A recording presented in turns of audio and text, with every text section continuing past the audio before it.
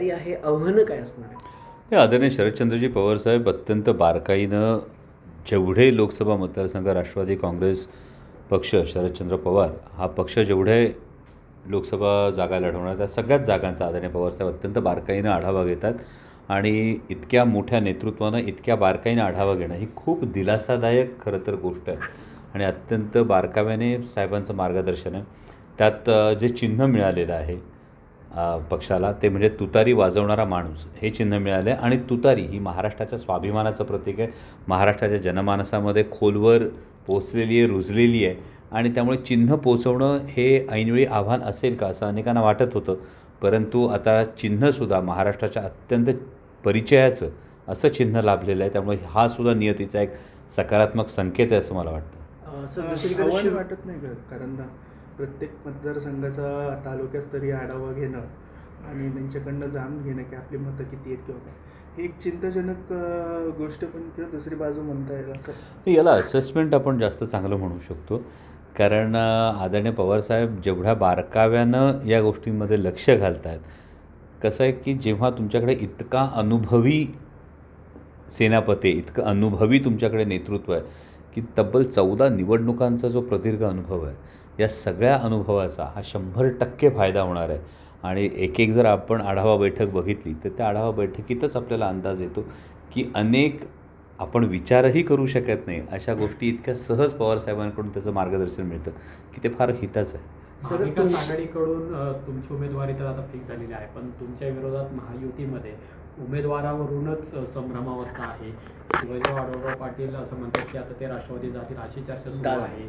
प्रदीप कंद हे सुद्धा अजित पवार यांच्यासोबत जातील अशी चर्चा आहे.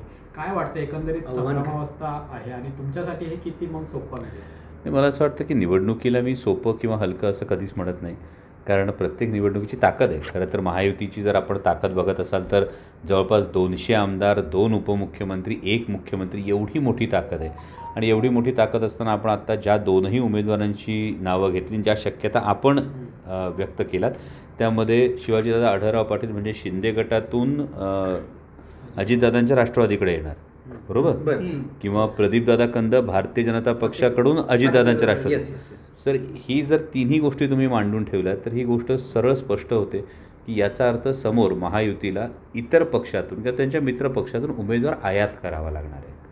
आणि मला वाटतं जेव्हा उमेदवार आयात करावा लागतो हा एका दृष्टीनं गेली 5 वर्ष माझ्यासारख्या कोणतीही राजकीय पार्श्वभूमी नसलेल्या सर्वसामान्य मध्यमवर्गीय कुटुंबातल्या व्यक्तीला आदरणीय पवारसाहेबांनी ही संधी दिल्यानंतर शिरूर लोकसभा मतदारसंघातील मायबाप जनतेसाठी काम करत असताना जे काही काम केलं या कामाची ही पोचपावती आहे आणि म्हणून इतक्या उमेदवारांची ही चर्चा सुरू आहे आणि मायबाप मतदारांचा हा विश्वास हा आणखी सार्थ ठरताना दिसतो. यामधून अमोल कोल्हेंचा फायदा दिसतोय किंवा आव्हान काय असणार या सगळ्या गोष्टी? बघा, अमोल कोल्हेंचा फायदा म्हणण्यापेक्षा मला असं वाटतं राजकारणाविषयीचीच सगळ्यांची एक चिंता ही फार महत्त्वाची आहे. कारण केवळ उमेदवारीसाठी कोणत्याही पक्षाचा माणूस हा ऐनवेळी जर भूमिका बदलत असेल, तुम्ही एका भूमिकेतून इतके दिवस प्रवास केला, अचानक तुम्ही काहीतरी भूमिका बदलता आहात, तर आत्ताच्या सगळ्या राजकीय पार्श्वभूमीवर ही खरंच चिंताजनक परिस्थिती निर्माण होते. म्हणजे जसं तुम्ही म्हणालात की शिवसेना शिंदे गटाकडून जर अजितदादांच्या पक्षात प्रवेश केला तर कार्यकर्त्यांच्या मनात हा नेमका संभ्रम होतो. मग इतके दिवसांचा संघर्ष हा कशासाठी होता? विरोधात केलेला. आणि जसं ते इकडे आल्यानंतर राष्ट्रवादी काँग्रेस पक्षाचा जो अजितदादांकडे जे लोक आहेत त्यांच्याशी तुम्ही जसं आमच्या दिलीप अण्णांचा जसा उल्लेख केला, दिलीप मोहिते पाटलांचा, तर हा संघर्ष सर्वांना माहिती आहे. हे अनेक वर्ष त्यांनी हा संघर्ष केला आणि त्यांच्यासारख्या एका धडाडीच्या कार्यकर्त्याच्या मनात हे प्रश्नचिन्ह 100% तयार होणार आहे. मग कशासाठी? त्याच पद्धतीनं भारतीय जनता पक्षामध्ये प्रदीपदादा कंद गेले, त्याची नेमकी कारणं काय होती? मग त्यांना तेव्हा न्याय मिळाला नव्हता म्हणून ते गेले का? आणि मग आता केवळ उमेदवारीसाठी यायचं का? तर मुळात मायबाप जनता हे बघते निवडणूक कशासाठी आहे? ही फक्त उमेदवारीसाठी आहे? ही फक्त पदासाठी आहे की ही तत्वांसाठी आहे? बरं, आलेला महायुतीच्या 41 खासदारांपैकी एकही खासदार सर्वसामान्य शेतकऱ्यांविषयी बोलत नाही, महाराष्ट्रातून गेलेल्या उद्योगधंद्यांविषयी बोलत नाही. मग या इतक्या इकडून इकडे होऊन येणारा खासदार महाराष्ट्राच्या हिताविषयी बोलणार आहे का? हाच तर महत्त्वाचा प्रश्न आहे. असं की मध्यंतरी तुमची सभा झाली, पवारसाहेबांची सभा मंचरमध्ये झाली, आता अजितदादांची सुद्धा सभा 4 मार्चला तुमच्याच मतदारसंघापैकी. नाही बघा, अजितदादा मोठे नेते आहेत आणि कोणी कुठे सभा घ्यावी हे खूप स्वाभाविक आहे. ते पुणे जिल्ह्याचे पालकमंत्रीसुद्धा आहेत, ते त्या पक्षाचे आता अध्यक्षसुद्धा आहेत आणि त्यामुळे पवारसाहेबांच्या सभेला इतका प्रचंड प्रतिसाद मिळालेला पाहिल्यानंतर सोशल मीडियावरचे काही म्हणजे मोठे मोठे पदाधिकारी काही ट्रोलर्सच्या भूमिकेत येताना दिसत आहेत. म्हणजे मला असं वाटतं की किती काही जणांनी त्याला अत्यंत केविलवाणा प्रकार करण्याचा प्रयत्न केला की इतक्या विराट सभेला सभा संपल्यानंतरचे काहीतरी व्हिज्युअल्स टाकायचे, सभा सुरू होण्यापूर्वीचं काहीतरी व्हिज्युअल टाकायचं आणि म्हणायचं बघा ही काय गर्दी.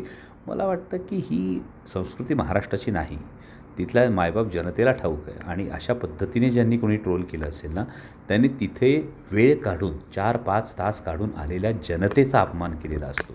आणि त्यामुळे या सभेचा खरा प्रतिसाद काय होता हा पुरेपूर सगळ्यांना ठाऊक आहे. आणि मग त्यामुळे आदरणीय दादांनी तिकडे सभा घेणं हे स्वाभाविक आहे. त्यामुळे त्या सभेत काय म्हणतात त्याच्यावर मला उत्सुकता असेल. इतकी गर्दी होईल सभेला? हे बघा, इतकी होईल का तितकी होईल का ही सभा झाल्यावरच कळेल. त्यासाठी आत्ताच कशाला पाण्यात म्हैस आणि आत्ताच बाजारात मोल कशाला.